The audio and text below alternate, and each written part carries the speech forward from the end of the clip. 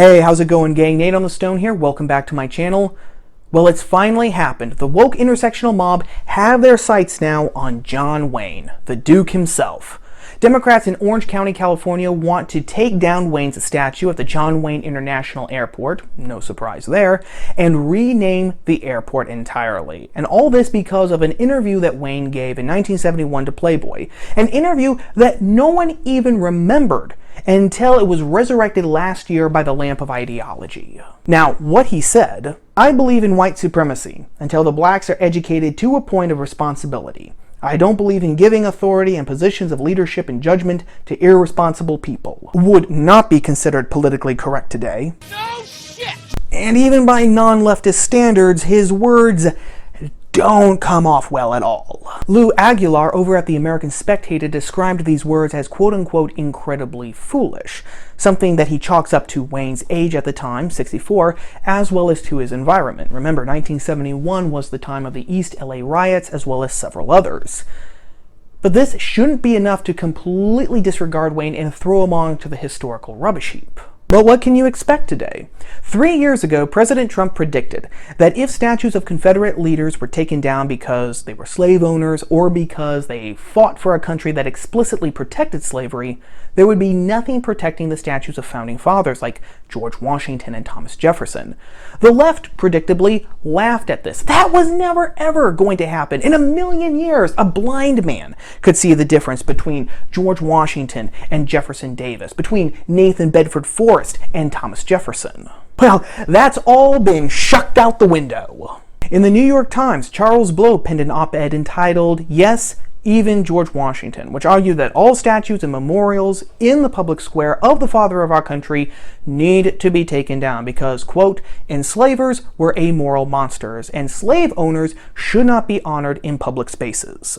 The Times printed another op-ed, this time from a Lucien K. Truscott IV, a novelist and a writer over at Salon. "Danger, Will Robinson, danger!" And who is also a direct descendant of Thomas Jefferson, who wrote that, yeah, all of Thomas Jefferson's memorials and statues should be deconstructed in the public square. Monticello is enough for him. And of course now we have dozens of stories of statues of Christopher Columbus being vandalized, beheaded, and toppled, with BLM now even invading historic Italian districts of cities to do their vandalism.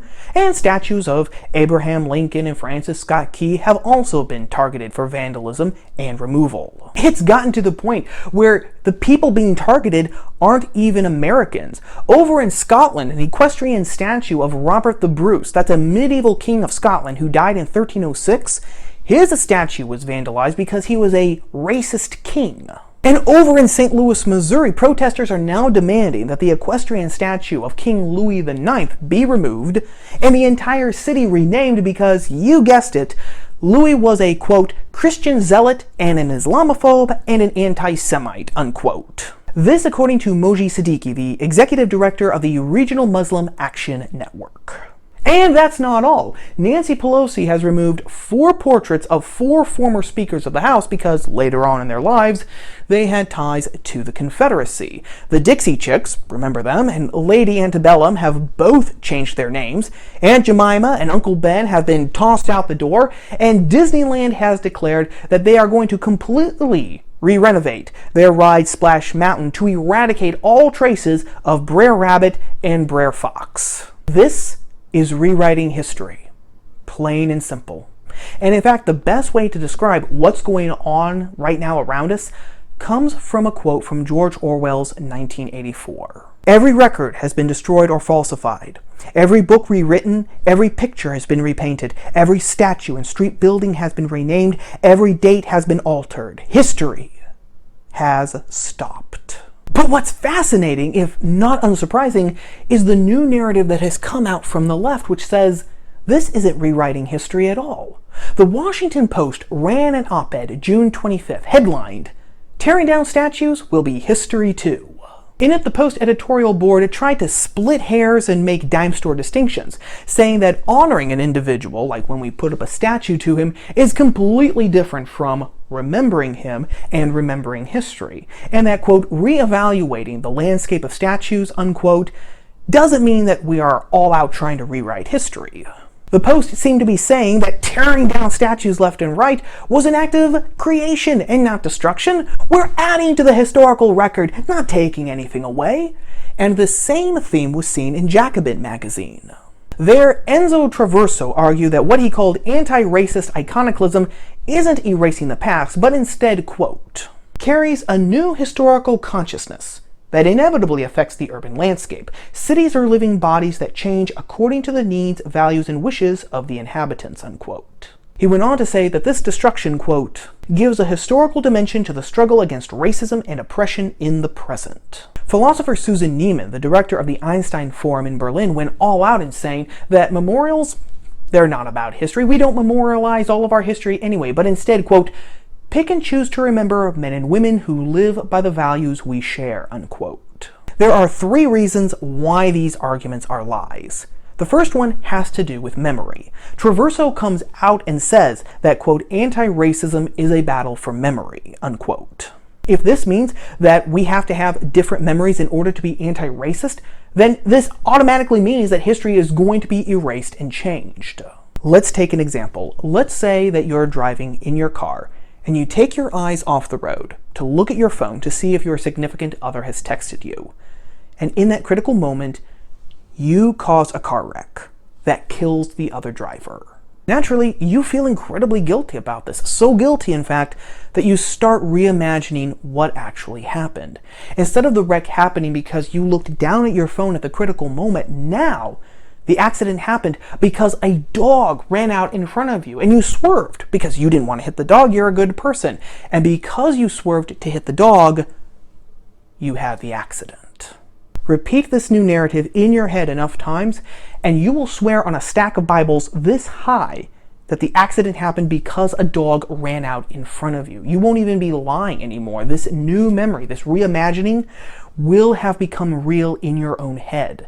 Psychologists actually call this confabulation. But if anti-racism is a battle for memory means that different people have to be put in charge of our history, we run into the same problem. History is written by the victors. That's not just a throwaway line. And if the same people who are arguing that George Washington shouldn't have any statues or memorials to him because he was a slave owner, if those same people are put in charge of preserving, writing, keeping, and defending our history, our cultural memories, then those cultural memories and our history are automatically going to change. Gone will be the mythologized Washington, the man who was made out of marble. Gone will even be the complex, real-life, flesh and blood George Washington, the man of great strengths and great weaknesses. All that's going to be left is the amoral slave-owning monster. The second idea has to do with this idea that we are entitled to toss out people from the past, along with their deeds and their times, because they don't align with our values here in the present. History isn't about our values or our comfort. It's about the story that came before us. If we change our history, as well as who we honor and who we detest, based solely on our values and what makes us comfortable in the now, then pretty soon, we're not going to have a past at all. Values, unlike principles, are constantly changing. And if the past has to change to reflect what the present values and what the present finds comfortable, then that means that the past is going to have to constantly be revised. And a history that has to be constantly revised isn't a real history at all because it doesn't do any of the things that history is supposed to allow us to do. We can't learn from it, we can't build from it, we can't draw inspiration from it, and we can't forge a sense of place or identity from it. It's just a suffocating fuzzy blanket that reflects us back onto ourselves, feeding us the lie that our values are the best that there have ever been, and that the entire history of mankind was utter trash until we stepped into the picture to save the whole thing. It traps us in the tyranny of the now, where everything was always like this, and everything will always be like this. And when this happens, not only does it deprive us of all the things that I mentioned, but it also makes progress, real, genuine progress, impossible. How can we actually progress when we have no way of measuring how far we've come from where we started, since the starting place is always changing? And the third reason is that, contra to Susan Neiman, memorials are about history. When we walk past a memorial or a statue of George Washington, we remember him, first president and all that, sure. But if we are plugged into our national story, we also remember the Constitution. He was the first president under the US Constitution, after all. And then we'll remember that we really only have the Constitution because Washington threw his support behind it, and because he was the president of the convention that actually wrote and ratified it. And then we will further remember that the only reason why this Constitutional Convention was allowed to gather and write this document is because America won the American Revolution. And then we will remember that one of the primary reasons why America won the American Revolution is because George Washington was the commander-in-chief of the Continental Army. In other words, that statue or memorial of George Washington acts as a shorthand for the genesis of our country. And this is true of all statues and memorials, which means that when we walk by them, we should be reminded of our history, of our heritage, the highs and the lows, as it should be. Get rid of them, and you leave people at the mercy of the public education system and the ideologues who run it. So yeah, removing statues and memorials is erasing and rewriting history. Never mind what the media or the philosophers say. But there's something else going on here too. Susan Neiman wasn't entirely wrong when she said that statues and memorials honor certain people. No shit! She was just wrong when she said that that's the only reason why they're there. Because when you put up a statue or a memorial to someone, you are saying on some level that this person is a hero. Which then leads to a very fascinating question. We already know that nature abhors a vacuum. So if statues and memorials to all of these heroes are being torn down and thrown onto the rubbish pile of history, what is going to replace them? The answer is the heroes of the brave new world. As far back as you go into human history, you will find heroes. In ancient Egypt, there was Horus and Isis. In Mesopotamia, there was Gilgamesh. In Greece, there was Heracles, Achilles, and Perseus. In Rome, there was Aeneas, Cincinnatus, Scipio, and Lucretia. In Christianity, there were the early martyrs. In England, there was Arthur, Alfred, Robin Hood. In France, there was Roland, and on and on and on. The reason why heroes are universal is because we can't live without them. Now, there's a primal psychological reason for that, first and foremost. And that primal psychological reason is that we are literally born with the ability to respond to heroes. An idea that comes straight from Carl Jung's idea of the archetype, ideas and images that we are born with that reflect the common experience of mankind. And no surprise, two of Jung's archetypes were the demon and the hero. We are, in a very real sense, programmed from our birth to find, recognize, and look up to heroes, people who perform deeds that we intuitively know are good. And since psychological research has shown that babies are actually born with a preference for moral people over immoral ones, and that they seem to possess an understanding that helping others is morally good, as well as a rudimentary sense of justice and a sense of righteous anger, this idea is not as far-fetched as you might think initially. Heroes also perform a plethora of other functions. They nurture us when we're young. They lift us up when we're low. And most importantly of all, they give us hope. They are the light in the darkness, whether we're talking about Superman, John Henry, the Scarlet Pimpernel, or Jason. No, not that Jason. This Jason, the guy who led the Argonauts. Heroes give us hope because heroes, by their very nature, are better than us. They use their strength, their intellect, their gifts, as well as their determination, courage, and drive to fight, not for their own benefit, but for the benefit of other people. They fight for the common good. And this example of theirs not only gives us hope, but it also inspires us. We start to think, maybe I could do that. Maybe I could develop myself so that I could use my strength, my mind, my talents, my virtues to fight the good fight.